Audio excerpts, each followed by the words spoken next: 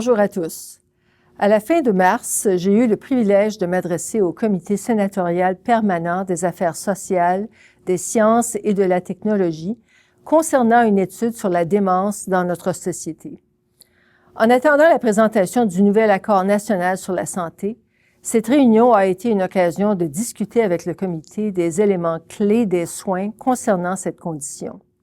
J'aimerais vous transmettre quelques renseignements qui sont ressortis de cette rencontre et vous tenir au courant des efforts du Collège pour promouvoir les intérêts des médecins de famille, de leurs patients et de leur entourage dans cet important domaine. La démence est une maladie complexe et progressive qui est difficile tant pour les professionnels de la santé que pour les personnes soignantes. Cette maladie nous touche tous. En fait, mon père est décédé de la maladie d'Alzheimer. Il s'agit donc d'une question qui me tient particulièrement à cœur. En moyenne, un médecin de famille voit de 30 à 40 patients atteints de démence dans sa pratique et on s'attend à ce que ce chiffre augmente de 8 à 10 nouveaux patients chaque année. Pour souligner ce que notre système devrait offrir pour répondre à ce besoin croissant, j'ai présenté au comité les 4 messages clés suivants. Tout d'abord, nous avons besoin d'une approche holistique qui tient compte des comorbidités du patient, de son environnement et de son cercle de soutien. Deuxièmement, la complexité des soins pour cette clientèle requiert une approche multidisciplinaire qui inclut les médecins de famille. Ceci est décrit clairement dans le concept du Centre de médecine de famille. Troisièmement, le soutien pour les personnes soignantes et les soins à domicile doit augmenter. Et finalement, le dépistage précoce est primordial.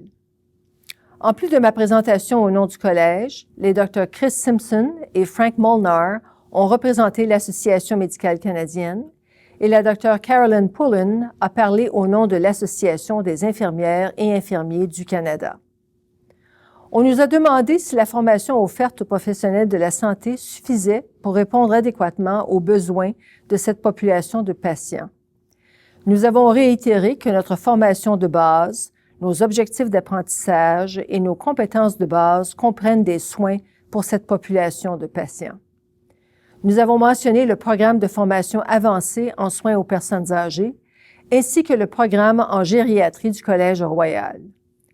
Nous avons mentionné l'importance d'une meilleure gestion des transitions en santé, l'importance pour nos résidents d'être formés dans des environnements multidisciplinaires et d'être appuyés conformément à cette approche dans leur pratique. Le Collège continue de travailler sur ces enjeux et nous souhaitons toujours recevoir vos préoccupations et vos idées qui nous permettraient d'introduire des innovations dans le domaine des soins aux patients atteints de démence. N'hésitez pas à me laisser un commentaire ici ou envoyez-moi vos idées par courriel ou sur Twitter. À la prochaine et bonne semaine à tous.